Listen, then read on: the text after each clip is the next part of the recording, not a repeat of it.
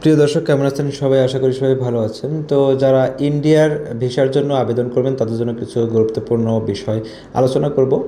তো বর্তমানে কিন্তু ইন্ডিয়ান যে ট্যুরিস্ট ভিসা রয়েছে বা অন্যান্য যে সকল ভিসা রয়েছে সেগুলো বন্ধ রয়েছে। এখন শুধু মেডিকেল ভিসার খোলা আছে। মেডিকেল ভিসার জন্য আপনি আবেদন করতে পারবেন।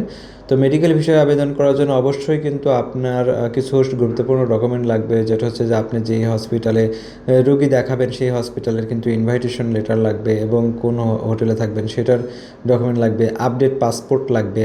তো আবেদন করতে হবে, প্রথমে আবেদনপত্রের সাথে কিন্তু জাতীয় পরিচয়পত্র দিতে হবে এবং বিদ্যুৎ বিলের কপি দিতে হবে। যদি জাতীয় পরিচয়পত্র না থাকে তাহলে জন্ম নিবন্ধন দিতে হবে। এছাড়া পেশাগত প্রমাণপত্র, আপনি কী পেশা করেন বা কী চাকরি করেন সেটার প্রমাণপত্র যদি প্রয়োজন হয় দিতে হবে। সুনির্দিষ্ট তারিখ সহ অ্যাপয়েন্টমেন্ট লেটার, আপনি কবে যাচ্ছেন তার আগে কিন্তু ভিসা পেতে হবে বা আগেই আবেদন করতে হবে, তাছাড়া কিন্তু হবে না। এবং আপডেট হচ্ছে ছবি লাগবে ইন্ডিয়ান ভিসার জন্য।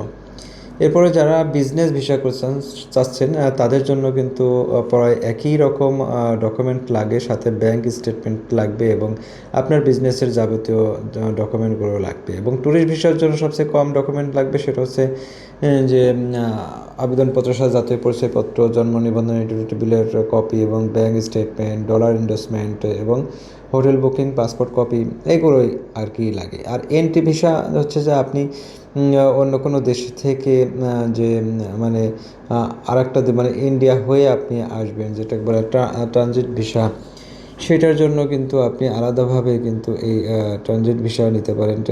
ট্রানজিট ভিসার জন্য আপনার আবেদনপত্রের সাথে জাতীয় পরিচয়পত্র, জন্ম নিবন্ধন, utility bill, bank statement, dollar investment এবং বাসের টিকিটের কপি, হোটেল বুকিং, পাসপোর্টের কপি, এই সকল তথ্য কিন্তু আপনাকে সেটা লাগতে পারে। তো এনটি ভিসা হচ্ছে আবেদনপত্র এবং জাতীয় পরিচয়পত্র, জন্ম নিবন্ধন এবং ব্যাংক স্টেটমেন্ট, পেশাগত জন্ম সনদ এবং ভিসার ফটোকপি এবং পাসপোর্টের ফটোকপি, এই সকল জিনিসগুলো লাগে। ভিডিওটি ভালো লাগলে অবশ্যই চ্যানেলটি সাবস্ক্রাইব করবেন।